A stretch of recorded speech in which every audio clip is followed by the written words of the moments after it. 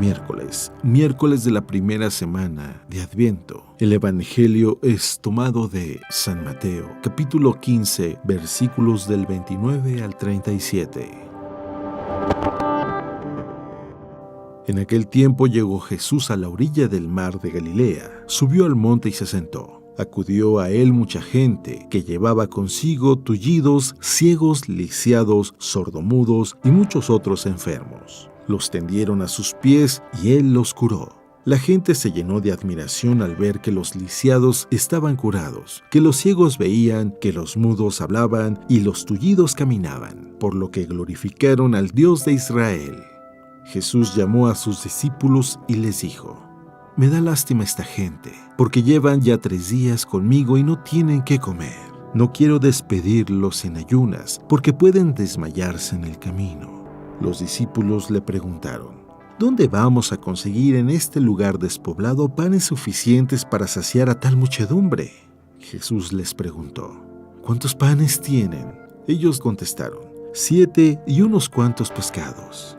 Después de ordenar a la gente que se sentara en el suelo, Jesús tomó los 7 panes y los pescados, y habiendo dado gracias a Dios, los partió y los fue entregando a los discípulos, y los discípulos a la gente. Todos comieron hasta saciarse, y llenaron 7 canastos con los pedazos que habían sobrado. Palabra de Dios.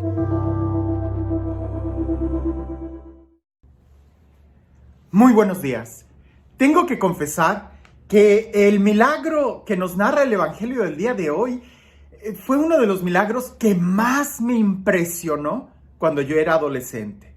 El solo hecho de imaginarme la multiplicación de los panes y que tantos comieron y que fue un milagro que todos pudieron recibir, que todos pudieron tomar. El Evangelio en otras versiones nos dice que más de 5,000 hombres, sin contar mujeres y niños.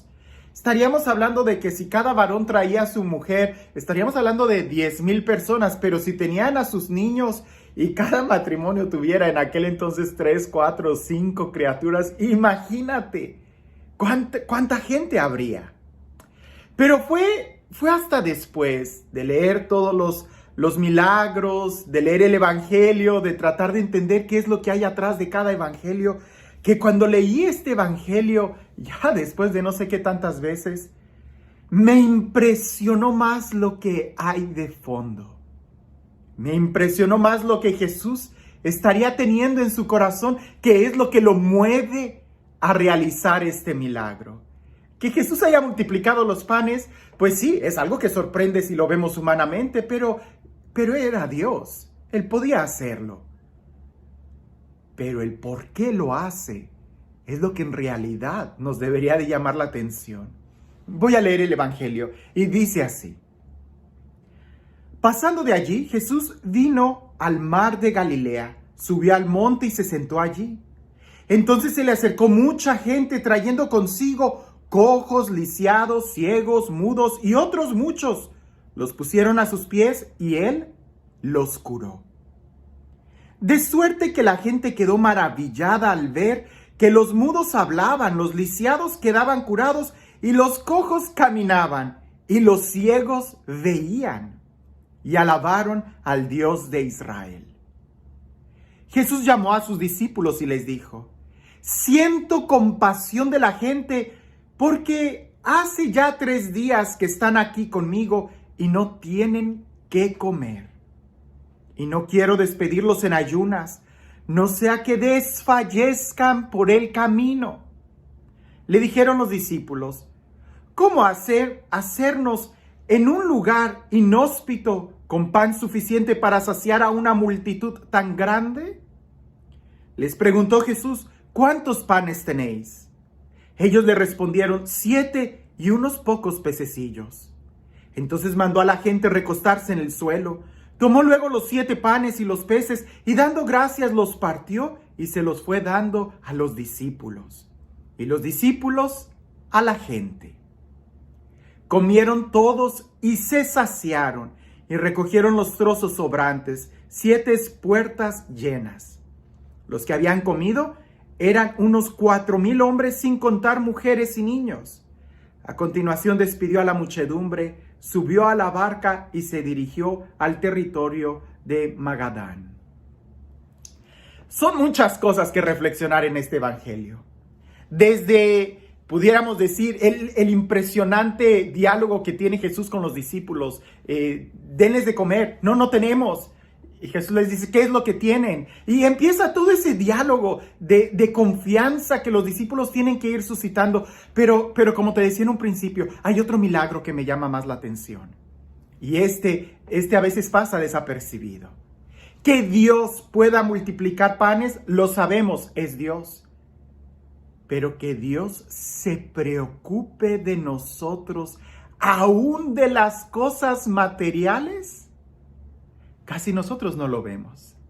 Usualmente nos imaginamos a Jesús preocupado, angustiado por nuestra vida espiritual. Si sí estamos orando, si sí estamos yendo a misa, si sí estamos leyendo la palabra de Dios, si sí estamos rezando el rosario. Sí. Vemos a Dios preocupado por nuestra vida espiritual y nos imaginamos a Dios que nos da y nos provee muchas herramientas para nuestra vida espiritual.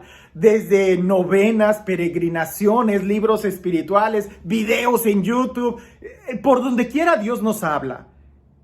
Pero cuando reflexionamos de que este Dios eterno también se preocupa de tus necesidades materiales, también se preocupa de que puedas comer el día de hoy.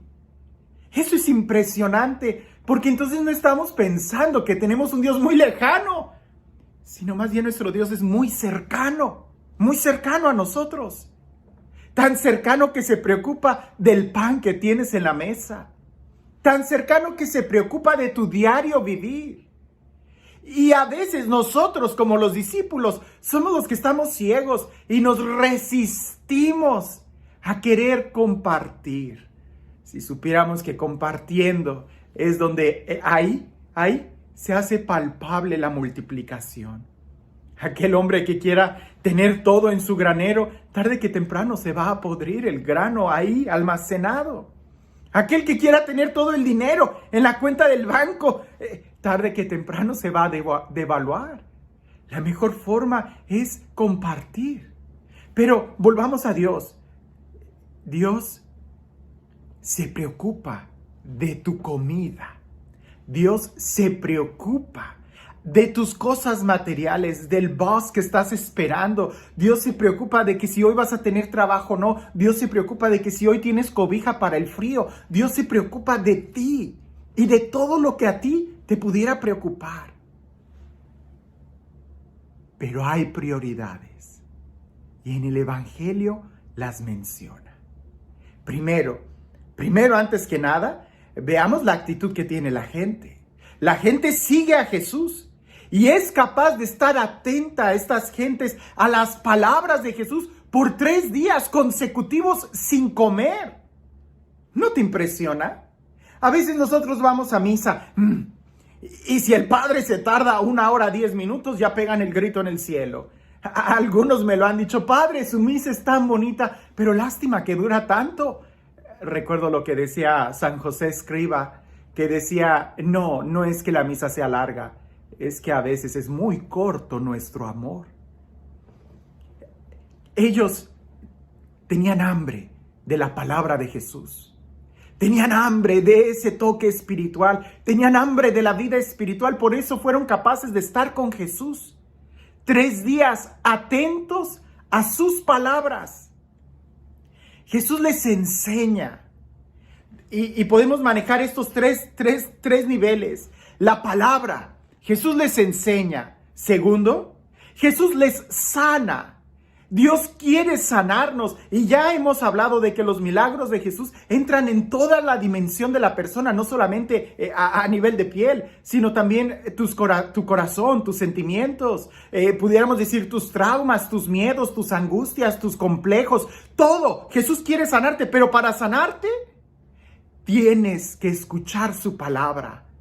Es importante. No puede haber una salud integral si no se escucha primero la enseñanza. En estos 3 días que la gente estaba ahí con Jesús, estaban escuchando su enseñanza, fueron sanados de toda dolencia. La gente se maravilla por lo que ve. los ciegos ven, los cojos caminan. Es decir, hay milagros cuando se escucha la palabra y sanamos. Podemos incluso, y yo creo que el milagro más grande de todos los que ahí se mencionan, de que el cojo camina, de que el ciego ve, de que el lisiado se levanta, el milagro más grande es el último. Y todos se maravillaban. Hoy casi no nos maravillamos por nada. Incluso puede haber momentos, horas santas, donde oramos por los enfermos y ya hasta se nos hace tan común ver a una persona que sana y que da testimonio y que dice, hermanos, yo padecía de esta enfermedad y ya no. Se nos hace así como que ya hemos oído eso tantas veces. Pues este otro milagro que la gente se maravillaba, hoy tenemos también que recuperarlo. El maravillarnos por la obra de Dios. Escuchaban la palabra de Dios. Primer prioridad. Segunda, ser sanados. Y tercera, la multiplicación de los panes. A Dios le interesa que escuches su palabra, porque su palabra es lo más importante. Su palabra es la que hace la realidad que existe. Su palabra es la que nos ilumina en nuestro diario vivir. Su palabra es la que nos revela quién es Él. Segundo, Dios quiere sanar nuestro corazón, porque sanando nuestro corazón es como nos capacitamos para poder vivir y disfrutar la vida. Tercero, Dios se preocupa por nuestras realidades materiales, por nuestra comunidad, por nuestra sociedad. Y antes de este milagro los organiza en grupos. Nosotros deberíamos también de estar organizados si queremos ver el mover de Dios en nuestra sociedad, si queremos ver la multiplicación. Como te das cuenta, en estos tres niveles vemos la preocupación de Dios para el ser humano. ¿Qué es lo que le preocupa a Dios? Que escuches primero su palabra, que lo recibas, que lo conozcas. Segundo, que seas sanado, que seas capaz de sonreír y de vivir. Tercero, que no te falte lo material. Y para cada una, tendríamos que decir, en la primera se necesita acudir a Jesús y la disposición. Tercera, se necesita tiempo. La sanación no es inmediata, se necesita tiempo. Y el tercer punto, se necesita una organización social para poder ver nosotros el milagro en nuestros días. Ahora, algo que quiero subrayar. Lo que le preocupó a Jesús en ese momento es que la gente fuera a caminar y a desfallecer por el camino. Por eso les dio un pan, por eso les dio el pan, para que no desfallezcan por el camino. ¿Te suena esto familiar? Eso es la Eucaristía. Eso es el pan eucarístico. El pan que recibimos no para quedarnos ahí sentados calentando bancas, sino para que caminemos, para que avancemos, y no para que seamos nómadas, sino para que crezcamos en nuestra vida espiritual, porque nuestra vida es un caminar, es un diario caminar, y si nosotros no recibimos el alimento, vamos a desfallecer. ¡Qué bonito! A Dios le preocupa absolutamente todo lo que a ti te pudiera preocupar, e incluso más, porque Dios te provee de cosas que incluso tú ni cuenta te habías dado que las necesitabas. Como la palabra de Dios, el ser sanados y el alimento para el camino.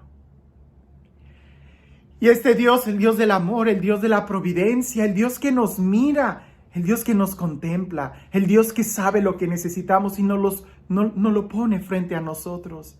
Este Dios que no se cansa de amarnos y de proveernos de todo lo que necesitamos, que sea Él nuestra medicina, nuestra palabra, nuestro consuelo, nuestra fuerza, nuestra alegría, que sea Él nuestro tesoro escondido, que sea Él la estrella a quien seguimos, que sea Él quien el día de hoy te bendiga. En el nombre del Padre, del Hijo y del Espíritu Santo. Todo lo que recibimos tiene un propósito. Y las cosas creadas también tienen un propósito. ¡Qué tristeza! Yo creo que nadie compraría un carro último modelo, un Ferrari, para usarlo como lancha. ¿Verdad que no? Yo creo que nadie compraría, no sé, un saco para usarlo como traje de baño. Cada cosa tiene su propósito y en la vida espiritual también. Todas las cosas que recibimos espiritualmente también tienen un propósito. Escucha esto. La Eucaristía es para que no desfallezcamos de hambre en el camino. No es para que te quedes ahí sentado en tus laureles pensando que ya todo está bien. Es para que sigamos caminando. Porque si la gente de aquel entonces hubiera comido ese pan y no hubiera regresado a su casa, de cualquier manera se hubieran desfallecido ahí. Jesús les da el pan y los despide para que se vayan a sus casas a tener una misión. ¿Cuál es la misión que nosotros tenemos?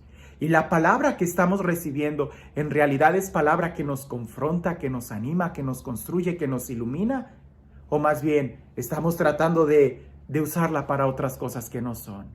Y si bien es cierto la palabra consuela, también es cierto que la palabra nos debe de exhortar. Y precisamente en esta confrontación es donde está nuestro consuelo. Que tengas un excelente día.